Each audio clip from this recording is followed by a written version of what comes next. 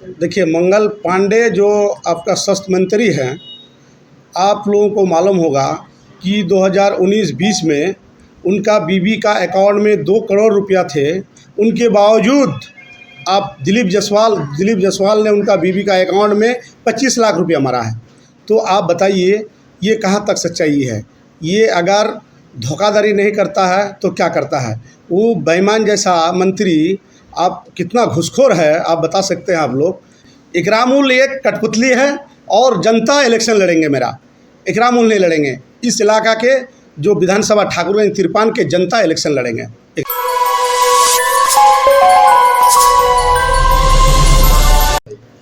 सबसे पहले तो हम आपका जितना ही चैनल है सबको हम शुक्रिया अदा करते हैं कि हमारा ये बुलाव पर आप लोग आए हैं। जो उद्देश्य मेरा वही है कि हमारे जो जनसुराज के सूत्रधार है प्रशांत किशोर जी, वो जो पटना में पीसी रखे थे, उसी के आलोक में हम लोग हर जनप्रतिनिधि जितना ही हैं उनका सिपाही वो हम लोग हर जगह जगह में हम लोग आज पीसी रखने का काम किए हैं, इसलिए आप लोगों को बुलाए हैं।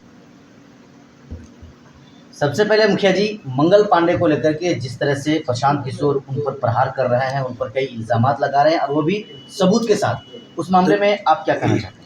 देखिए, मंगल पांडे जो आपका स्वास्थ्य मंत्री हैं, आप लोगों को मालूम होगा कि 2019-20 में उनका बीबी का अकाउंट में 2 करोड़ रुपया थे। उनके बावजूद आप दिलीप जायसवाल ने उनका बीबी का अकाउंट में 25 लाख रुपया मारा है।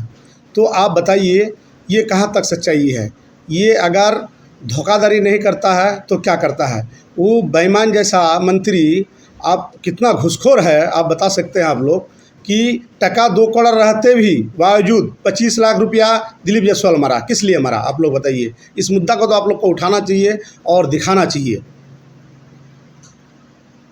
बिहार के वर्तमान के उप मुख्यमंत्री सम्राट चौधरी को लेकर आप क्या कहना चाहेंगे? क्योंकि ये वो सम्राट चौधरी हैं जिन पर बार बार आपकी पार्टी के सूत्रधार प्रशांत किशोर जुबानी हमला इस पर कर रहे हैं, जुबानी प्रहार। सम्राट चौधरी जो उप मुख्यमंत्री हैं अभी वर्तमान में, वो कितना जाली सर्टिफिकेट कम से कम 2-4 जगह में लगा चुका है, जबकि हाई कोर्ट में उन्होंने 7वां फेल का वो हलफनामा लिख के भी दिए हैं और आप लोग प्रूफ है। और तो फिर इनके पास मैट्रिक का सर्टिफिकेट कहाँ से आया है, जबकि वो 7वां फेल है? बताइए, वो हलफनामा में खूब लिखा है। आरोप ये भी है कि वो कई बार नाम भी बदल चुके हैं। हाँ, कम से कम उसका 2-3 नाम है।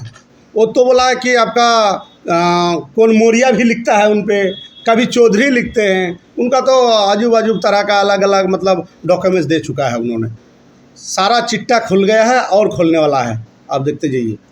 चलिए मुखिया जी, चुनाव को लेकर के हम आपसे पूछना चाहेंगे। बिहार में जिस तरह से आने वाले 2 महीने में विधानसभा का चुनाव होना है, उसमें आपकी पार्टी खास करके बिहार के सीमांचल में किस प्रकार से और कितनी मजबूती के साथ काम कर रही है?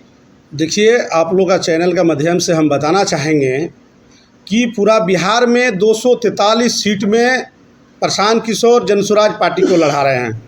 और सबसे बड़ी खुशखबरी भी है कि उन्होंने बताया कि जितना जिसका आबादी उतना उनका हिस्सादारी। तो 40 सीट वो पूरा बिहार में मुसलमान को देने जा रहा है और 40 से 39 भी नहीं, वो अब दे रहे हैं। और सबसे पहले जो बिहार बदलाव का नारा लगाया और प्रशांत किशोर जी ने जो कदम रखा बिहार में, तो इस बिहार बदलाव जब भी वो पैर रखा बिहार में और युवा के अंदर इस तरह उसका वह है, पूरा बुजुर्ग से लेकर महिला तक और युवा तो एकदम और सब बदलाव का चाह रहा है। और बदलाव एकदम पूरा के पूरा बदलाव होंगे और बिल्कुल जनसुराज के सरकार बनेंगे।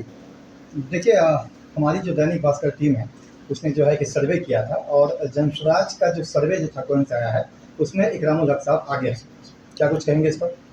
देखिए, वो तो आप ही लोग बताएंगे, जनता जनार्दन है। जनता जिनको चाहे वो आगे भी कर सकता है और आपको पीछे भी कर सकता है। एक बात हम बता देना चाहते हैं, इकरामुल एक कठपुतली है और जनता इलेक्शन लड़ेंगे मेरा, इकरामुल नहीं लड़ेंगे। इस इलाका के जो विधानसभा ठाकुरगंज तिरपान के जनता इलेक्शन लड़ेंगे इकरामुल के लिए। सर, आपके जो 2-3 और नेता है, क्या सब मिलजुल के चुनाव लड़ेंगे या फिर अलग अलग की बटे हुए? क्यों अलग अलग वो भटकेंगे भाई? सब जिनको टिकट मिलेंगे, जनसुराज के सिपाही सब उनके साथ हैं।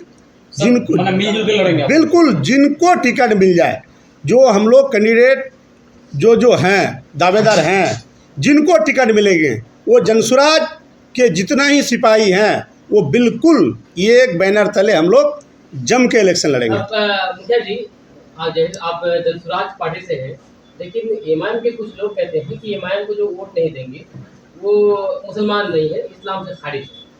तो आप जनसुराज से हैं, जनसुराज जी हो, तो क्या आप इस्लाम से खारिज हैं? कौन बोला? और एक बार बोलो उस बात को, बोलिए आप क्या बोलना चाहे, आप क्या बोले? हम ये बोल रहे हैं कि एमआईएम के कुछ लोग कह रहे हैं कि जो एमआईएम को वोट नहीं देगा वो मुसलमान नहीं, वो इस्लाम से खारिज। और देखिए, सबसे पहले तो जो मुसलमान होगा वो बात को नहीं बोलेंगे, जो बोलने वाला है वो मुसलमान है ही नहीं, उसका कोई धर्म ही नहीं है, बस समझ गए।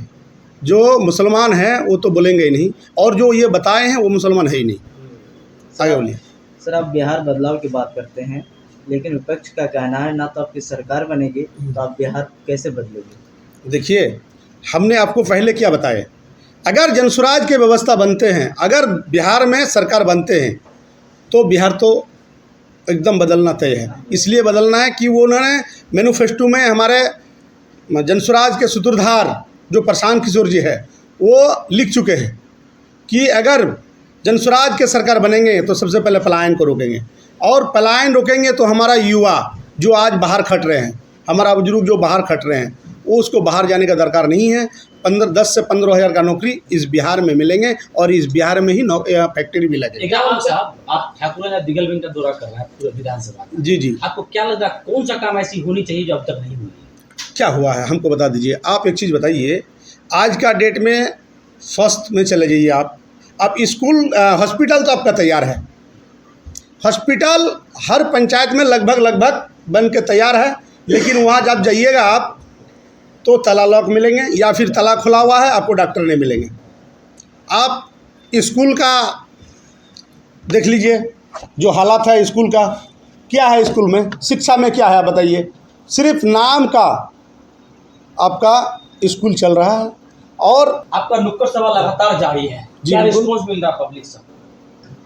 माशाल्लाह, आप लोग तो देख ही रहे हैं, हम अपना चीज़ नहीं बताना चाहते हैं, ये आप लोग बताइए और पब्लिक को आप लोग बताइए कि हमारा नुक्कड़ सभा कैसे होते हैं। आप लोग खुद देखिए और खुद बताइए। अच्छा, आपका क्या प्रायोरिटी रहेगा ठाकुरगंज के लिए? क्या है आपका? मान लीजिए आप तो सत्ता में आते हैं, आप जीत जाते हैं ठाकुरगंज से, तो आप क्या देखिए, अगर हमको पब्लिक जनार्दन है, जनता अगर जिताते हैं और जनता हम पर विश्वास करते हैं, और जीतने के बाद सबसे पहले स्वास्थ्य, शिक्षा, रोजगार, इसमें काम होगा।